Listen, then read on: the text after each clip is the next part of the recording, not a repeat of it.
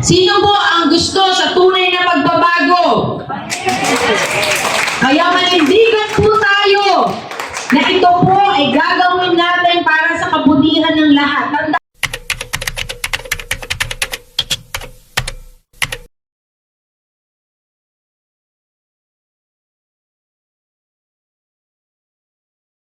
Ibig sabihin po, yung aking kinalakihan ay hindi naman po naiiba sa ating lahat. Kaya naman ang puso at damdamin ko ay talaga naman nandito po sa Manileño, sa Maynila. Alam po ninyo na pinapanood ko ang aking video, hindi ko po akalain na ang dami ko na palang napuntahan. Pero dito at dito pa rin tayo magkikita. Dahil nga po sa layunin natin at advokasya na gusto po natin makatulong, sabi nga nila, "Ma'am, paano ka ba naging superhero?" Maganda po ka sa picture na po. Siyempre, minsan naging payat naman din ako. Nawalan lang ng time mag-exercise. Pero alam po ninyo, ang kwento dyan na ako po ay tinawag na superhero ng mga senior citizens dahil nga po sa aking advokasya at pagtulong sa ating mga senior citizen. Dahil naniniwala po ako na ang mga magulang at dapat po talaga natin bigyan ng atensyon at pagmamahal at higit sa lahat, dapat po natin bigyan ng tunay na programa. Dahil naman sa laki din ng hirap na ibinigay po para ang anak ay makapag-aral, makakain sa araw-araw, mamroblema, mangutang na sa lahat para lang makaraos, para lang makatapos. Ito naman po ay hindi naman hangad ng iilan, kundi lahat po tayo ang hangad natin ay mabigyan din po at masuklian ng ating mga magulang ng kabutihan. Kaya naman nakita ko po sa aking pagbaba, actually almost 3 years na po na ako ay bumababa talaga, nakita ko po yung kalungkutan sa ating mga senior citizen na kung saan dahil nga siguro ako ay isang magulang na rin, medyo sensitive na rin po yung aking pakiramdam, doon ko po nakita yung kahalagahan na kapag ikaw pala ay tumutulong sa senior citizen sa edad na 60 years old, mararamdaman mo rin yung takot na paano kaya ako makakasurvive?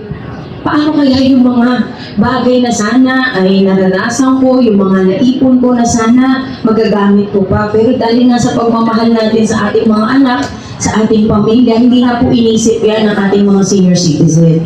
Kaya dito po, nakita ko na kailangan tayo po ay manindigan. Para naman yung ating mga magulang, meron din po silang maramdaman na alam nilang may tutulong at tutulong po sa kanila. Dahil nung bumababa po ako nung panahon, right after election, bumaba na po ako. Unang ginawa ko ay outreach program para sa mga kabataan na kung saan ako po ay nagbibigay ng Jollibee, nagbibigay ng bola, nagpapalaro. Gusto ko po kasi na yung mga kabataan natin sana matutukan para mahubog po ng dagat. Kasi sabi nga natin, kahit na tayo ay mabuti, paano po yung mga maiiwanan natin mga anak? Kaya lang po, during that time, nang ako po ay bumababa at tinutukan ko po yung mga kabataan, nakita ko naman po na tuwing bababa po ako sa barangay, ang mga senior citizen po ang unang-unang pumipila. Sabi ko, bakit kaya yung mga senior pumipila? Samantalang ang outreach ko po ay para sa mga maliliit, sa mga kabataan. Kasi nga po, tinuturuan ko rin sila ng tamang kaugalian na dapat mayroon ng isang Pilipino. Lalo na po yung mga batang maliliit na dapat maturuan. Pero bakit ko siya ginawa? Bakit ko po ito nakita? Kasi nakita ko nga po yung mga senior, pag dumarating po ako sa isang lugar, lahat po naglalakad papunta sa akin. So one time po, nakita ko yung mga senior citizen natin. Siyempre, wala naman po ako maibigay sa mga senior at that time. Kasi nga po, hindi ko pinakalat na kasi yung bata ko na 200 ay 200 din po ang mga senior citizen na nasa likuran. So tinawag ko po lahat ng senior citizen, nagbigay po ako ng awitin kasi sabi ko, ano kaya maibibigay ko sa mga senior? Kasi ang dami nila sa likuran. Doon ko po ikinanta yung kahit maputi na ang buhok mo. Doon po, nung habang umaawit ako, nakita ko po yung mga senior na lumuluha sila at the middle ng aking pagkanta, gusto ko sana huminto kasi sabi ko, baka naman na-offend ko yung mga senior dahil nga yung kinanta ko kahit maputi po yung buhok mo, baka naman masyado kong pinapamukha na mga senior na po kayo. Pero Nung natapos ko po yung awitin, in-interview ko po yung isang tatay kasi siya po ay talagang mahagulgol. Bihira po sa lalaki yung iiyak talaga ng sobra-sobra. Nung tinanong ko po si tatay, sabi ko sa kanya, bakit po siya umiiyak? Ang sagot lang po niya, first time lang daw po kasi na mayroong nagbigay ng attention sa kanila nang hindi po namumulitika. First time daw na may nag-alay sa kanila ng panahon na hindi gagamitin dahil sa eleksyon. Doon po naramdaman ko na ibig sabihin pala, yung pagmamahal na dapat mararamdaman nila ay hindi na pala nila nararamdaman. Kaya pati po ako naiyak din during that time kasi hindi ko po inakala na ganun yung magiging pakiramdam ng senior citizen. Kaya doon ko po inumpisahan hanggang ngayon ang pagtayo ko po at paninindigan para sa karapatan at benepisyo ng ating mga senior citizen. Kaya naman, nung ibinaba ko ang online registration na kung saan, nakita niyo naman si Atty. Franklin M. Quijano, kinausap po ako para makatulong nga na maibaba po ang online registration sa bawat barangay dahil nga po walang budget, hindi po na itala ng OSCA yung mga sinabmit na forms ng mga senior citizen. Maging honest lang po ako sa inyo, hindi po napakailaman kasi sa OSCA. So 2 taon, nabindi po yung papel. Kaya nang dumating na po yung online registration, talagang hindi ko na po malaman saan po ako mag-uumpisa. Dahil sa dami po ng mga senior citizen na binabaan ko sa lahat ng barangay, samantalang pagtulong lamang po ang aking hangarin, pero alam niya naman, dahil na sa politika, hindi ka ata pwede gumawa ng kabutihan.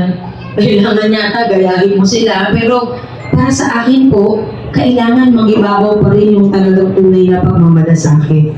Kaya po sa kabila ng pagpigil nila at pag-awat po na huwag akong bumaba at mag-online sa mga barangay, pinaglaban ko po ang karapatan ng mga senior citizen. Kaya po ako nabansagan na superhero ng mga senior citizen. Sa kanila po nanggaling yan, hindi po sa akin.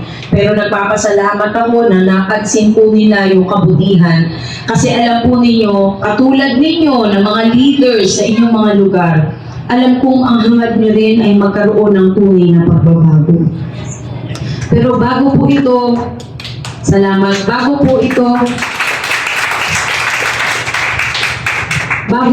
mangyari, mag-uumpisa po ito sa atin, sa ating mga sarili, sa ating tahanan, para ito po ay talagang lubusang mailabas po natin sa ating mga kapwa, barangay, sa kapwa Pilipino natin. Kaya alam po ninyo, akala ninyo, naku si ma'am, ang bata pa pala. Parang anghel ang mukha, wow, pero hindi nyo alam, matapang po kasi waray ako eh. Ang mama ko kasi from Dulag Leyte. Yung mga barangay po na binababaan ko, inaawat ako, hindi po nila ako naawat na eh. Kasi ang sabi ko sa sarili ko, bakit nyo aawatin ang isang tao na gusto lamang maglingkod? Ano po mangyayari sa mga magulang natin, sa lolo at lola na tuwing may sakit, Diyos ko, saan ba tayo lalapit nito? Magsusulisit na naman tayo sa City Hall. Pagkatapos ilang araw, babalikin ka. Bibigyan ka ng 100, 300. Kaya ang swerte niyo po kung 300, malakas pa kayo nun. Ibig ko sabihin, hindi na nga po natin pinipintasan yung kanilang tulong, ano po. Pero parang ganun lang pala yung katumbas natin. Masakit man pong tanggapin, pero ito po talaga ay nangyayari. Hindi po ito paninira, pero ito po yung napag-uusapan natin dahil kayo naman po ay mga leaders. Ito po naiintindihan nyo rin ako. Na kapag inapi po ang lugar ninyo, mga tao ninyo, syempre pagtatanggol po ninyo. Kaya kahit po binaba nila memo na bawal daw ang nakapula, bawal daw akong pumasok, sa kabila po ng yan ay hindi po ako nagpaawat. Doon, mas nakita ko po yung pangangailangan natin lahat. Yung kailangan tayo po ay magtulungan talaga. Tayo po ay kailangan magkaisa para mangyari po lahat ng ating hangarin. Kasi kung hindi po natin gagawin, sino pong gagawa para sa atin?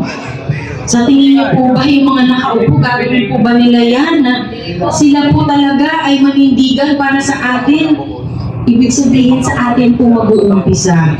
Sa atin po magmumula na tayo po ay may gawin para may mangyari naman po sa atin. Dito po, pumasok si Mara Tamundong.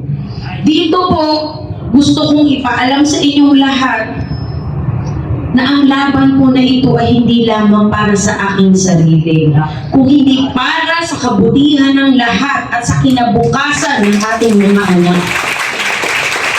Di po ba, Nay? Alam nga naman sila lang ang may kinabukasan. Alam nga naman sila lang ang may sasakyan. Sila lang makakakain 3 beses isang araw. Alam nga naman sila lang yung anak na nakakapag-aral. Ang sa akin lamang po, ayoko po manira kasi hindi naman maganda.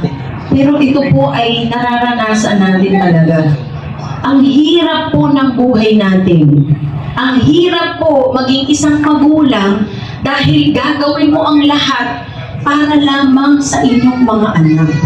Parang ako rin po, gusto ko lang gawin ang lahat para ako po ay makatulong sa ating lahat. Ang hangarin ko po na makatulong ay hindi lamang para sa politika.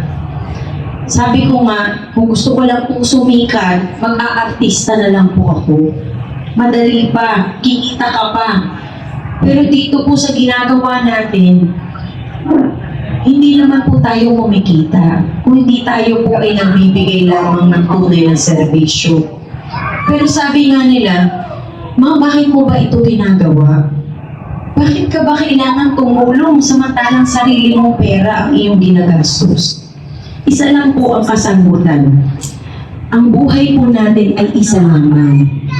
Minsan na pong nanganib ang aking buhay nung ako po ay naaksidente sa riles ng tren. Doon, nakita ko po, ganun lang pala tayo kadali mawawala. Ibig sabihin po, ang maitiwanan lang po natin dito ay yung kabutihan na maibibigay po natin sa ating kapwa. Kaya doon, sabi ko, ito siguro ang dahilan ng Panginoon kung bakit binigyan niya pa ako ng pangalawang buhay. Kaya bakit ko pa po hihintayin na ako ay tumanda at magkakuba-kuba na at magkaroon na ng mga manhas, sumakit na ang likod bago ako tumulong.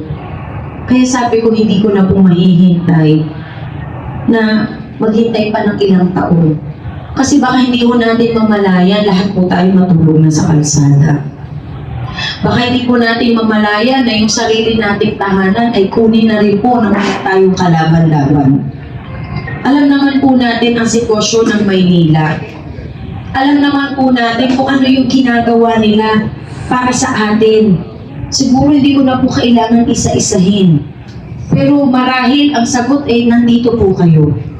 Ibig sabihin may gusto po tayong mangyari para sa tunay na pagbabago.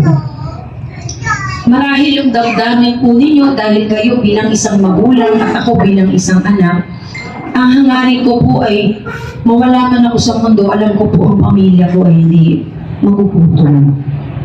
Kasi alam po ninyo, lahat po tayo may problema. Lahat po tayo may pinagdaraanan. Pero lahat po ng ito ay ating malalagpasan, lalo na po kung tayo ay magsasama. Lalo na po kung magbubuklod tayo at ibibigay po natin yung puso at kaluluwa natin para makatulong. Ang hirap po ng sitwasyon natin. Kayo po, yung ilan sa inyo ay senior citizen na. Yung ilan po sa inyo ay magulang na. Pero para tayong ligaw na aso.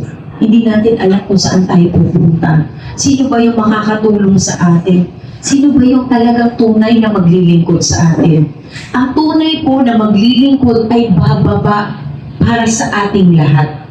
Ang tunay na maglilingkod, hindi po yan isang iglap lang. Nawawala na. Kung hindi sa lahat ng oras, sa lahat ng panahon, kailangan nandito po para tayo po ang mga supporter ni Ma'am Mara Tamundong. Kung iniisip po ng ilan na hindi ko kaya, ako na po nagsasabi, kaya ko po. Kung iniisip po nila, nagbuhala yung kalaban, para sa akin sila ay halimaw. Na kailangan mawala na at magiba para naman tayo po ang higit na makinabang.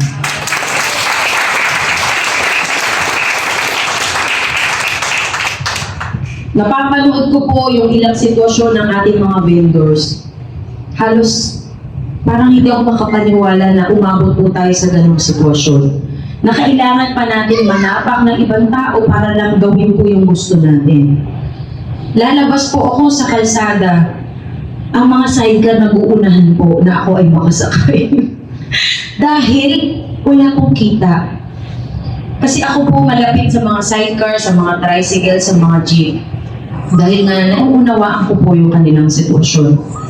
Nararamdaman ko yung kanilang nararamdaman. Kaya siguro yung damdamin ko rin talaga, nandun po ako sa talagang gusto ko pong makatulong. Mahirap po yung sitwasyon na pumasok sa politika, maniwala po kayo. Pero mahirap lamang yun kung hindi ka talaga maglilinggo. Sa ngayon po, ang nais ko po sa Maynila ay maiayos ang lahat. Ang nais ko po sa atin, yung budget na dapat mapunta sa atin ay kailangan kong maibaba sa lahat para makatulong. Kung kinakailangan, tirisin po natin yung mga hayok sa kapangyarihan, gagawin natin po ito para sila ay mawala. Kailangan ipaglaban po natin yung damdamin ng totoong Pilipino. Kailangan ipaglaban natin na ito ay sa atin at hindi pwedeng mawala. Dahil ito po ay ibinigay ng Panginoong Diyos sa ating lahat. Hindi po yung iilan lamang na hangarin na para lamang sa sarili.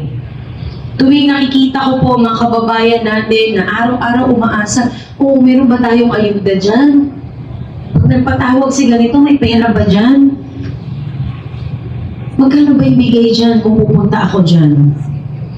Naging ganun na po ang sitwasyon natin. Nawala na po yung ating moral values. Nawala na po yung pagmamahal natin sa sarili natin. Nawala na po yung paninindigan natin dahil lamang sa mga trapong politiko na sumira sa pagkatao nating lahat.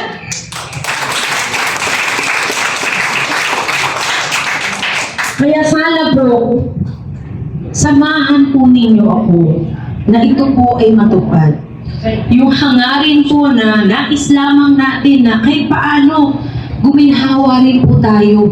Na si nanay, si tatay, si lolo at lola na kapag may sakit, may aasahang gamot. May health center na pupuntahan. Ang mga senior citizen na may lugar na kung saan pa maaari silang magkaroon ng livelihood program at bawat barangay magkaroon ng budget. Imagine, for the first time in history ng Maynila, ang bawat barangay ay binawasan pa ng budget. Ngayon lang po ako nakakita ng ganyan. Ang mga tanod na nagpapakahirap maglakad sa gabi, ang papayad. Parang mas malakas pa tayo. Kasi wala pong ibinibigay sa kanila.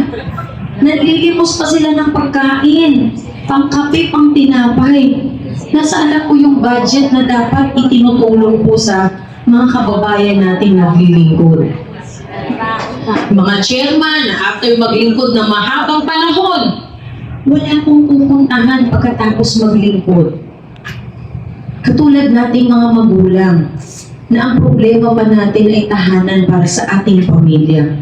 Kinukuha pa sa atin, pinagdaramot pa sa atin yung dapat lupain na mapunta po sa Manileño. Ano na pong susunod? Lahat po ba tayo matutulog na lamang sa kalsada? Yung mga pinapagawa po ba na mga kalsada ay maaari nating kainin kapag tayo po ay nagugutom? Yan po ba ay magiging atin? Na kapag wala po tayong matirahan, ay pwede tayong matulog sa kalsada. Marami pong problema ang nakikita natin sa ngayon. Pero kung titignan po natin, katulad ni tatay, namumroblema na tayo, pasensya na po kayo. Ang tanong, paano ba natin gagawin lahat ng ito? Ang kailangan po talaga, ang maglingkod ay may tunay na puso at pagmamalasakit para sa ating lahat.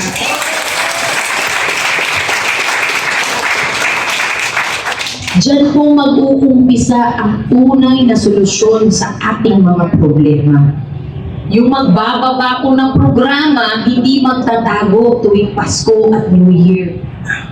Yung kapag dating ng December, lahat sila nasa abroad na dahil sumahod na sila, nagka-budget na sila.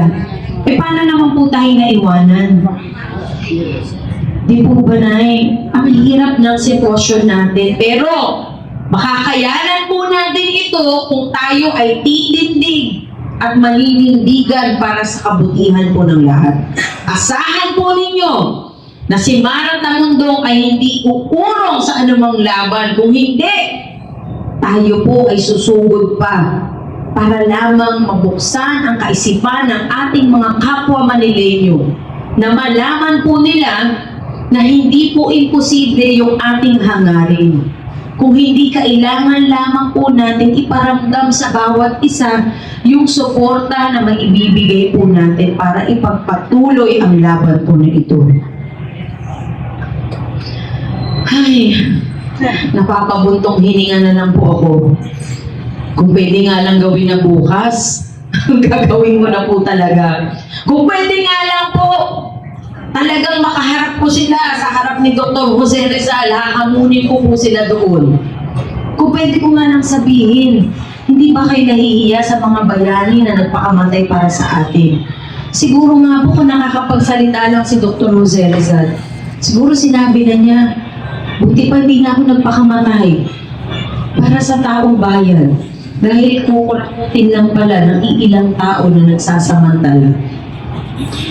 Sino po ang gusto sa tunay na pagbabago? Kaya manindigan po tayo na ito po ay gagawin natin para sa kabutihan ng lahat. Tandaan po natin, darating na ang eleksyon. Bibilhin na naman yung boto natin, uputuin na naman si nanay, si tatay. Yung may mga malalaking pamilya o yung mga aktibo na mga solo parent, yung mga kabataan na masisigla pa at maganda pa ang kaisipan, bubulahin na naman po tayo. Ano pong sasabihin? Unaya, bibigyan kita ng 3,000 pesos. Basta huwag mo kong kalimutan. Ang problema po, yung halagang 3,000 na ibibigay po sa inyo, ang kapalit po niyan ay ang kinabukasan po nating lahat. Dahil may 34 billion a year na budget sa Maynila. So, ibig sabihin po, yung ibibenta mo na boto mo na 3,000 ay kapalit ng 34 billion a year. Yung kinabukasan at programa na dapat makamit natin, matatapos na po sa 3,000 na ibinigay po sa inyo. Alam po ninyo, pwede nyo naman kunin yung 3,000. Aba, syempre, pera naman natin po yan. Kunin mo yung 3,000 pesos, pero pagdating po ng panahon na kailangan na po natin magkaisa, isulat po natin yung tama na nararapat para maglingkod po sa atin. Wala naman po siguro mahahawak ng inyong kamay na iba. Kung hindi kayo lamang ang magsusulat at damdamin nyo lamang po ang inyong paiiralin. Kaya po sana, tandaan po natin yung mawawala sa atin na pag-asa para sa ating mga anak. Alalahanin po natin ang ikli lang ng panahon, ang ikli lang po ng buhay natin. Kawawa naman po yung mga anak natin kung maiiwanan pa natin sila ng problema. Hindi naman po natin alam kung katulad natin sila na makakayanan po nila ang buhay na walang-wala. Kaya sana tayo po ay magsama-sama sa panahon na kailangan po natin talagang ipaglaban yung para sa atin. Marahil yung sa inyo, sawang-sawa na, ma'am, sawang-sawa na kami. Nabibili na kami, puro ganyan na lang. Pero tignan po ninyo ako sa mata. Kung ako po ba ay nagsisinungaling na ang hangarin ko talaga ay makatulong. Mahirap po lokohin ang sarili. Kaya wag po tayong pumayag na tayo po ay bulahin na naman. Ang dami ko po nakita ng mga senior citizen na namatay dahil lamang hindi makainom ng gamot. Meron po mga bata na namatay dahil hindi sila mapa-ospital ng kanilang mga magulang. Masakit po sa damdamin natin na parang wala tayong magawa. Pero ang totoo, meron po. Kaya po natin malagpasan ang lahat ng ito at maharap natin ang maayos ang problema. Huwag lang po kayong magbago. Isipin po ninyo na ang Panginoong Diyos ay nandito sa ating tabi. Wala pong imposible sa taong may magandang kalooban. Katulad ko po na lumaki ako talaga sa simbahan na ako po ay araw-araw na nagdarasal, na naniniwala po ako na ang Panginoong Diyos ay hindi tayo pababayaan. Hindi ko po pinasok ang politika at ni minsan hindi ko po pinangarap. Pero bakit po ako nandito ngayon? Dahil talaga kapag ang Panginoong Diyos ay humalaw para sa iyo at ibinigay niya, hindi po mahahadlangan ng kahit sino man. Kaya sana po, yung damdamin natin na iisa ay pag-isahin talaga po natin sa panahon na kailangan. Hindi na po natin kailangan siraan po yung mga kalaban kasi hindi naman po tayo masamang tao. Pero dapat makita po natin yung kabutihan nating lahat. Na yun po talaga yung pairalin natin. Naaawa po ako sa kanila sapagkat nakain po sila ng maling sistema. Naaawa ako na sana makita rin po nila yung ginagawa natin ay para lamang sa kabutihan po ng lahat. Sabi nga nila, ma'am, superhero ka naman eh, pwede ka naman lumipad. Pwede naman po sa gabi. Pwede naman din po na kunin ko sila sa gabi habang sila ay natutulog. Pwede naman din ako manananggal sa gabi. Pero bakit ko po hahangarin na gumawa po ng kasamaan? Eh, ang gusto po ng Panginoon Diyos ay gumawa tayo ng kabutihan. Kaya ito pong aawitin ko na susunod po ay inaali ko sa ating mga magulang. Para sa ating lahat na nagmamahal, na hindi po natin kailangan bigyan ng hangganan yung pag-ibig. Kasi kapag ang pag-ibig po ang umiral, medyo masarap lang po sa pakiramdam, ano po. Masarap sa pakiramdam na parang feeling mo kahit na mabigat yung pinagdaraanan mo, parang okay ka lang. Ito po yung pag-ibig ng pagmamahal na galing po sa Panginoon Diyos at sa ating lahat. Kaya sana po, maramdaman po ninyo ang mensahe na ito na siya pong magbubukulod sa ating lahat. Sana po, huwag niyo po akong kalimutan.